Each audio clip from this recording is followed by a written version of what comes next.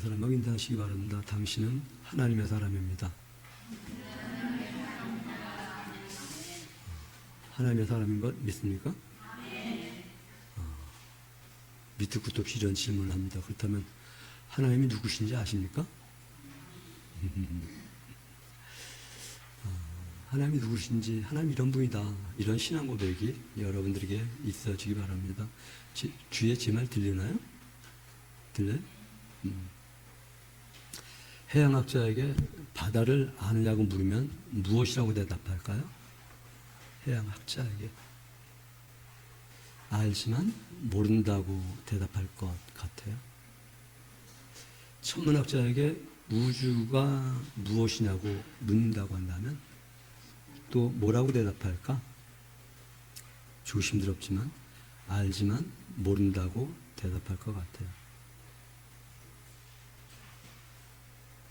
정의되어져 있는 지식의 범위는 알지만 그 외의 것은 알 수 없는, 신학자에게 하나님이 누구신가를 물으면 무엇라고 대답할까요? 정의되어 있는 범위 내에서는 아는데 그 외에는 모른다고 말하는 것이 가장 양심적이지 않을까? 여러분들이 저에게 하나님이 누구냐고 묻는다고 한다면 저는 무엇라고 답할 수 있을까요? 저 역시 어느 범위 내에서 하나님을 알지만 그 이상은 하나님 모릅니다, 이렇게 답할 수밖에 없는 것이 저의 솔직한 고백입니다. 여러분은 그 누군가가 하나님이 누구냐고 묻는다고 한다면 하나님을 누구라고, 어떤 분이라고 말씀할 수 있을지요? 이런 표현을 먼저 해도 될까요? 하나님은 미스터리다, 이런 표현을 해도 이 표현이 여러분들에게 마음이 다치는 것이 아니라 오히려 폭넓게 하나님을 생각할 수 있는 시간이 되었으면 참 좋겠다. 하나님은 어떤 형상으로도 볼 수 없으신 분입니다. 그런데 하나님은 어떤 형상으로도 나타내실 수 있는 분이십니다. 어떤 형상으로 하나님을 알 수 없는데 어떤 형상으로든 하나님을 나타낼 수 있다. 그런데 어떤 형상으로든 하나님이 당신을 나타낼 수가 있는데 그 형상 자체가 하나님은 아니다. 하나님이 아담에게 나타나셨을 때 하나님은 소리로 나타낸 것 같습니다. 아담아, 내가 어디 있느냐? 이때 아담은 하나님은 이런 분이셨다, 이렇게 생기셨다, 이렇게 말하지 않고 그냥 소리만 기록해 놓았습니다. 그런데 이러한 생각을 해봅니다. 아담에게 소리로 나타나셨지만 또 하나는 하나님이 아담의 모습으로 나타내지 않으셨을까 하는 것이요. 왜 그런 말을 하냐고요? 하나님을 보았다고 하지 않고 만났던이라고 할게요. 만났던 아담은 그 후대에게 이야기해 주기를, 나는 하나님의 형상을 닮았어. 아니, 하나님이 당신의 형상으로 나를 만드셨어. 이렇게 기록해 놓았거든요. 그러면 하나님은 사람의 모습이구나. 전제했듯이 하나님은 사람의 모습으로 당신을 드러낼 수 있지만 사람이 하나님은 아니다라고 하는 것을 새겨볼 수 있어야만 합니다. 사람의 모습이 하나님이 아닌데 사람 모습 속에서 하나님을 알 수 있는 것. 하나님이 아브라함에게 사람의 모습으로 나타내십니다. 사람을 보고 하나님이네. 또 다른 모습은 천사를 보고 하나님이네. 그게 창세기 17장, 18장, 19장 어간에서 그렇게 말하고 있습니다. 엘리야를 통해서는 엘리야는 하나님을 세미한 음성으로 말씀하신 분이구나. 그러면 세미한 음성이 하나님이냐고요? 아니요. 사람이 하나님이냐고요? 아니요. 천사가 하나님이냐고요? 아니요. 우리가 아는 사건이 있습니다. 아브라함이 2차 전쟁에서 돌아오면서 노획물을 가지고 왔을 때 누구를 만납니까? 멜기세덱을 만납니다. 그는 살렘 왕이라고 말을 하고 의의 왕이라고 말을 하고 평강의 왕이라고 말씀하셔요. 그 멜기세덱이 아브라함에게 축복했다 이렇게 말해요. 아브라함에게 축복을 했는데 아브라함이 멜기세덱에게 11조를 드렸다 이렇게 말해요.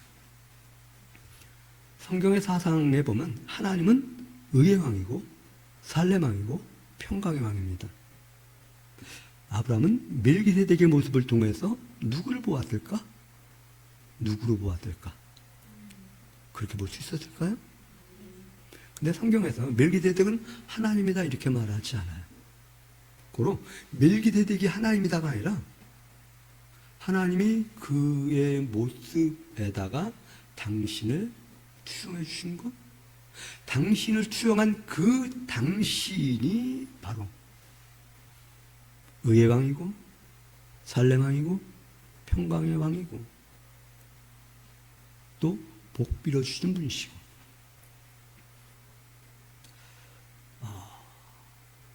아브라함이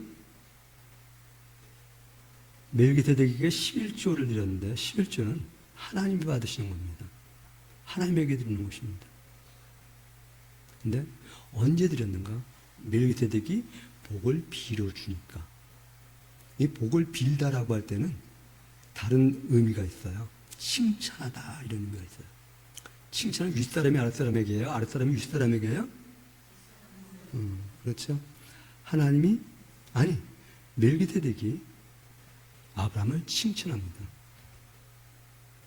그리고 복을 주겠다고 말씀하십니다. 이때 아브라함이 어떻게 반응하는가? 이것이 바로 아브라함의 신앙 고백입니다. 하나님이 나에게 복을 빌어주셨어? 그것은 반드시 성취돼. 믿습니까? 하나님이 나에게 복을 빌어주셨기 때문에 그것은 반드시 성취되기 때문에 10의 1의 의미는 어떤 의미가 있습니까? 나의 모든 것은 하나님의 것입니다 라고 하는 그런 고백이 있죠. 그리고 문자대로 말하면 나의 모든 것은 멜기세덱의 것입니다 이렇게 해야 될 거예요. 그런데 멜기세덱 안에 하나님을 볼 수 있게 하셨고 그 하나님이 나의 모든 것의 주인이십니다. 왜 멜기세덱은 아브라함에게 복을 빌어주었을까? 이것을 우리는 기독교에서 그렇게 말을 합니다. 이것이 바로 하나님의 은혜다. 조건 없이 복을 빌어주셨어요. 그런데 복을 빌어준 것에 대한 신앙 고백을 아브라함은 10의 1로다가 표현을 합니다. 하나님, 맞습니다. 이 복은 반드시 나에게 이루어질 줄 믿습니다. 하나님은 은혜를 베풀어 주셨습니다. 악인은 그런데 그 하나님을 알려고 노력하지 않습니다.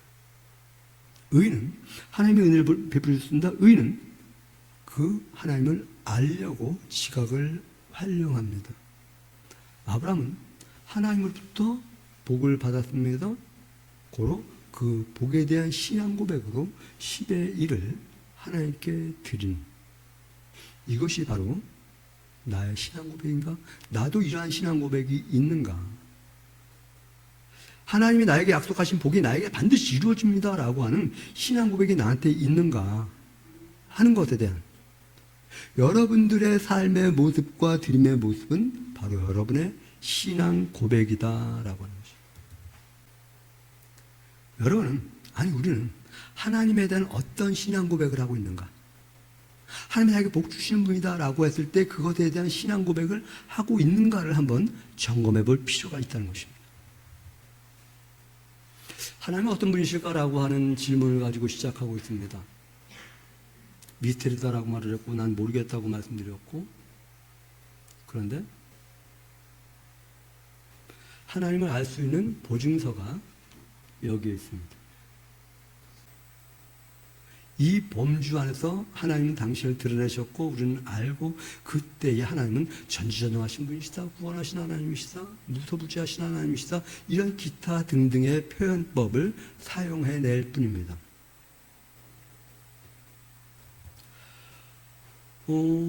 이런 표현을 해보고 싶습니다. 성경의 저자는 하나님에 대한 감정사들이다. 다이아몬드 감정사가 있듯이 하나님에 대한 감정사들이 있는데, 성경의 저자들은 하나님에 대해 감정을 한 겁니다. 물론 이 감정은 사람의 마음이 아니라 성령 하나님의 빛을 통과함으로 말미암아 감정한 것이면 분명합니다. 아브라함은 멜기세덱이라는 대상을 통해서 11조를 드릴 만한 대상이구나, 의의 왕이구나, 살렘 왕이구나, 평강의 왕이구나. 이사야는 하나님을 보면서 하나님은 평강의 왕이야, 이렇게 표현을 합니다.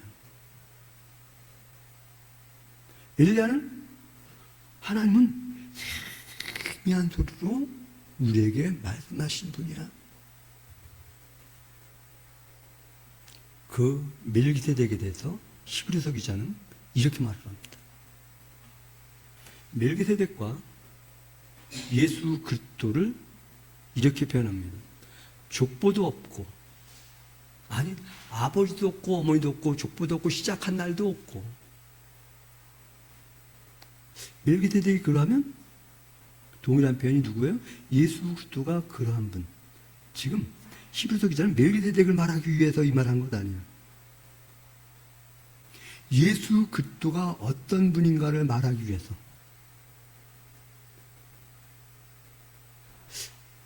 보증서라고 말을 했나요? 이 보증서는 보증서 자체를 위해서 존재하는 것이 아니에요. 다이아몬드를 위해서 존재해요. 성경은 이 성경 자체를 위해서 존재하는 것이 아니에요.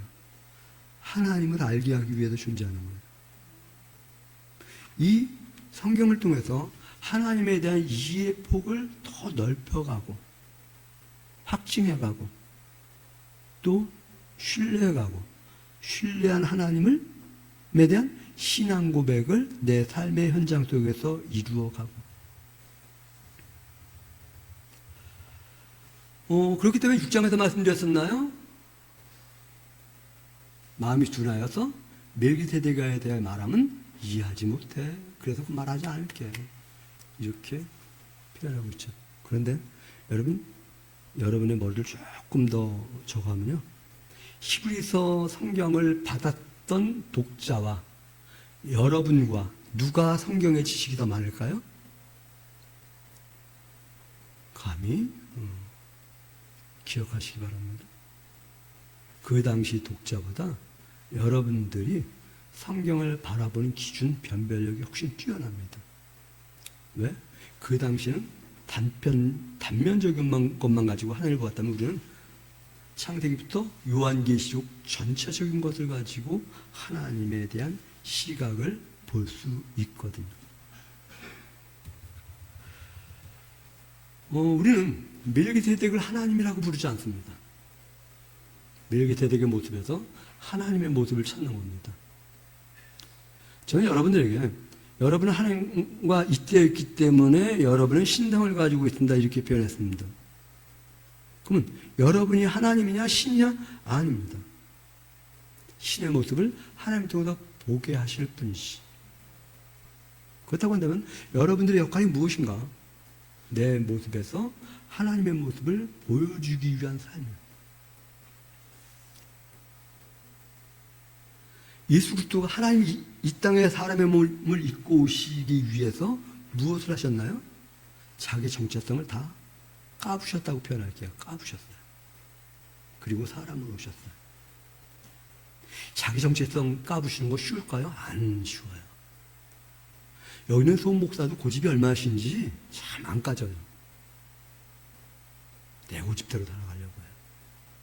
근데 하나님은 자기 정체성 까부시고 사람의 모습으로 오셔갖고 사람과 하나님이 있는 중간 역할. 하나님이 자기 정체성을 부시고 사람의 모습으로 와서 왜 사람으로 모습으로 왔는가? 그리고 사람으로 계시면서 왜? 사람을 하나님의 영역까지 이동시키기 위해서. 그리고 저와 여러분을 그 상태에 있는 사람을 그리스도인이라고 말합니다. 여기서 베드로는 왕 같은 제사장이다 이렇게 말해요. 제사장의 역할은 무엇이라고요? 이 영역에서 이 영역으로 옮겨가는데 도움을 주는 사람들. 여러분 그리스도인이십니까? 그리스도인이길 원합니다. 목사다, 장로다, 권사다, 집사다 이러한 허울로 나를 만들지 말고 나는 그리스도인이다. 그리스도인이기 때문에 제사장이다. 하나님과 사람을 있게 하는 사명을 나에게 맡겨주셨다. 이런 신앙 고백 우리 할 수 있을까요? 이것이 내가 삶의 목적이에요. 목표고. 이 사명 감당하기 위해서 내가 살아가는 삶의 현장 속에서의 모든 것은 수단이에요. 이 모든 것은 수단이에요. 오늘 꽃을 참 이쁘게 해놨더니 너무 좋더라고요. 오늘 추수감사 주일 예배를 드린다고 하면서 장식하지 말라고 했어요. 왜? 장식 자체를 즐기면서 하나님을 보지 못할까 봐. 물론 장식 자체도 하나님의 모습을 볼 수 있어요. 근데 그 장식 자체가 하나님이 아닌데 대체로 사람들이 이 장식해놓은 것 때문에 즐거워하고 기뻐하거든요. 하나님에게 주목해야 되는데 하나님께 집중해야 되는데 그러면서 제가 또 하나 글을 더 덧붙였어요. 정말 추수감사의 물을 하나님께 드리고 싶거든 영혼의 추수물을 여기 이 의자를 장의자라고 하거든요. 장의자에 장식해 주십시오. 이렇게 말을 했어요. 추수감사 주일의 궁극적인 목적은 영혼을 하나님 앞에 세우기 위한 것이다라고 하는 1차적인 것. 그것을 위해서 다른 것을 장식하는 것은 매우 필요합니다. 오늘 우리가 살아가는 삶의 현장 속에서 살아가는 뭔가 단면들이 바로 여기서 여기로 넘어가게 하는 매개체 역할을 하기 위한 수단과 방편이라고 한다면 이 수단과 방편에 하나님이 복을 줄 줄 믿으시기 바랍니다. 그것을 칭찬해 줄 줄 믿으시기 바랍니다. 아니 믿으라고 하면 뭐 안 믿으면 뭐 아멘하고 안 믿으면 상관없습니까? 그러한 신앙 고백이 저와 여러분들 가운데서 나타나기를 바랍니다. 지난 금요일날 이제 기도에 나온 분에게 이 7장을 갖다가 어떻게 어려워요, 여러분. 목사님 1절부터 몇 절까지가 그럼 레위 후손에 가는 것이고 몇 절부터 몇 절까지가 예수 그리스도에 가는 것입니까? 이렇게 질문을 해가지고 한 구절 한 구절 설명을 해줬어요. 한 단어 한 단어 설명을 해줬어요. 1시간 걸렸어요, 그거 해주는데. 근데 지루하지 않게 들어주더라고요. 고맙더라고요. 근데 히브리서 7장은 레위 지파의 후손과 예수 그리스도와 비빔밥을 만드는 거예요. 막 섞여 있기 때문에 여기에 예수 그리스도, 여기에 보면 예수 그리스도 바로 옆에 붙여갖고 레위 후손, 아론의 후손, 대제사장, 사람 제사장, 영원한 제사장 막 섞여서 나와 있거든요. 그런데 이것을 쫙 나누면 구약과 신약의 이야기를 하고 있는 거예요. 구약은 이렇게 표현하는 것으로 정리할게요. 종이 호랑이야. 종이 호랑이를 통해서 호랑이에 대한 변별력을 갖출 수 있어요, 없어요? 왜 없어? 변별력은 갖추죠. 아, 호랑이가 이렇구나. 근데 이 호랑이는 호랑이를 인식하게만 하지 이 호랑이의 힘은 나오지 않는다. 본체이신 예수 그리스도가 바로 호랑이인데 여기는 능력이 있다. 종이 호랑이에게 능력이 없어? 예수 그리스도에게 능력이 있어. 종이 호랑이를 통해서 예수 그리스도의 능력이 무엇인지를 배워서 예수 그리스도에 대한 능력을 경험하게 되는 거야. 예수 그리스도의 생명은 불멸의 생명이야. 종이 호랑이의 생명은 단면. 그래서 제사장식도 자꾸 바뀌어. 제사장이 구약에 많았어. 그런데 예수 그리스도는 단회적이야. 영원한 제사장이야. 그분을 통해서 그분을 통해서 우리가 하나님께 나아간다고 한다면 예수 그리스도는 그 하나님께 나온 자들을 위해서 간구해 주는 분이야. 이렇게 말씀하셔요.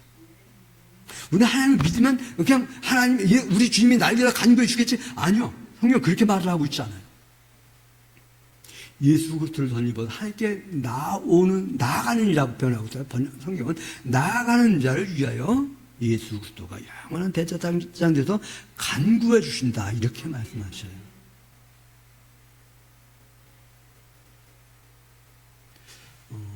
어제 염소 한 마리 잡아갖고 주민 초청 잔치를 했는데 잡숴보셨나 모르겠어요. 오늘도 또 그걸로 또 대접을 할 건데 종이 염소로 염소는 이렇게 생겼구나. 요 종이 염소 백날 먹어도 우리에게 살 안 돼요. 진짜 염소를 먹어야 먹었구나. 그러면 종이 염소는 무용인가? 아니요. 이것도 이게 염소구나. 구약은 대제사장 의왕 평강의 왕 살렘왕 참 구원자 메시아가 이런 분야라고 하는 거 설명했고 시작에서는 들어서 내가 불멸의 생명의 능력을 너에게 준 자야 이것을 말을 하고 있습니다. 말하기는 우리 예수의 성도들 예수 그리스도를 통해서 하나님을 볼 수 있는 하나님께 나간 자에게 예수 그리스도가 간구해 주심으로 말미암아 나는 하나님 나라에까지 넘어갈 수 있는 사람이라고 고백되어지는 그러한 신앙 고백. 하나님 누구실까요? 어떤 분이실까요? 여러분 하나님 아시나요? 오늘 설교 들은 것을 하나님 아시나요? 하나님은 어떠한 모습으로도 당신을 나타낼 수 있다. 심지어는 나귀를 통해서도 당신의 의사를 표현해 가신 분이시다. 그래서 변별력 있는 사람들은 파도소를 통해서도 때로는 하나님의 심판과 진노를 듣고 파도소를 통해서 하나님의 오묘하고 풍요로운 것을 고백하기도 하고 삼남한상을 보면서 하나님이 이렇게 위대한 분이고 큰 분이야 이렇게 고백하기도 하고 그런데 하나님이 그렇게 말씀하시죠. 어떤 모양과 형상 속에서 나를 찾지 말라고. 그 형상 자체가 하나님 아니라고. 여러분 단면 속에 하나님은 여러분 모습 속에서 하나님을 드러내기 원하시는 것을 기억하시기 바랍니다. 여기 드러내는 삶이 되시기 바랍니다. 그런데 여러분이 하나님이라고 또 이렇게 혹 착각하지 않되 그러나 하나님이 나와 함께 계시기에 내 안에 하나님이 계시오. 이러한 고백을 가지고 살아갈 수 있는 멋진 신앙 고백의 성도들 되시기를 주님의 이름으로 다시 한번 부탁드립니다.